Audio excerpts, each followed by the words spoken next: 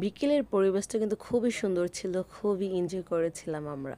Hello everyone, আসসালামু আলাইকুম। আজকে আমরা চলে যাচ্ছি আমাদের মাঠে, আর সেই কাঙ্ক্ষিত মাঠ যেটা আপনারা অনেকবারই দেখেছেন। তো রাইসান বিকালে কিন্তু ঘুরতে যাচ্ছে, যে কারণে রাইসানকে নিয়ে কিন্তু আমি যাচ্ছি, সাথে আমার আব্বু ছিল, ওকে নিয়ে যাচ্ছিল। তো রাইসান কিন্তু দেখতেই পাচ্ছেন গুটিসুটি পায়ে এক পা দুপা করে আমার আগে আগে চলে যাচ্ছে, আর আমাকে ইশারা করে ডাকছে যে আম্মু এদিকে আসো, এদিকে আসো। তো আমি কিন্তু ওর পেছন পেছন যাচ্ছি, আর এদিকে দেখেন সারি সারিভাবে আমাদের কচু গাছ লাগানো রয়েছে। এদিকে রাইসান কিন্তু মাঠে এসে পৌঁছে গিয়েছে।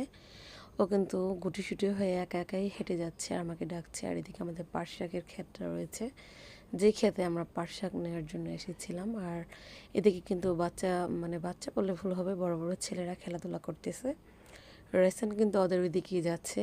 এখানে কতগুলি ছেলে বসে রয়েছে ওদের ওইখানে দেখার জন্য। আর আমাদের মাঠটা তো বিশাল বড়, এই প্রান্ত থেকে সেই প্রান্ত, ওইদিকে কিন্তু ছোট ছোট বাচ্চারাও খেলাধুলা করতেছে। আর ওরা কিন্তু প্রতিদিনই এই কর্নারটাই খেলাধুলা করে। আর বড়দের খেলার মাঠ হচ্ছে এই কর্নারটাই, রেসান যেখানে দাঁড়িয়ে রয়েছে। তো রাইসান কিন্তু আমাকে দাঁড়িয়ে ডাকছে।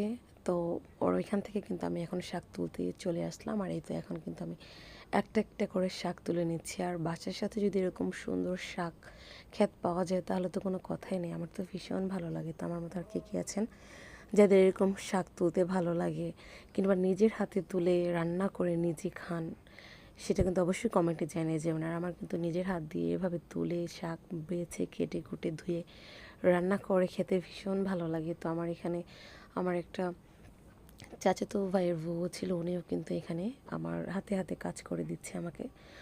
তো আমার ভিডিও যদি আপনাদের ভালো লাগে, লাইক কমেন্ট শেয়ার সাবস্ক্রাইব করে আমার পাশে থাকবেন। আর ফেসবুক থেকে দেখলে অবশ্যই ফলো করে পাশে থাকবেন। ধন্যবাদ।